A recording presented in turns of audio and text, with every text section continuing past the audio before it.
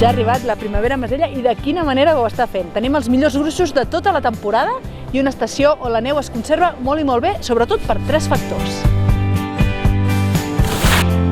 Tenim una altitud molt considerable, 2.535 metres és el que fa el punt més alt de l'estació, la Tosa dalt. Aquí dalt la neu es conserva en un estat fresc i sec, tot i que ja són més de la 1 del migdia.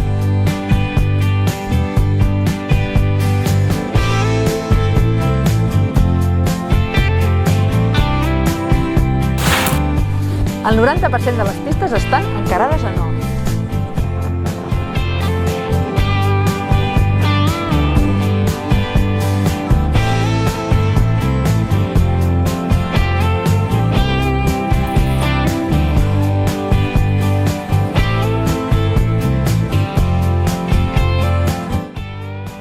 I el 80% de les pistes transcorren entremig del bosc.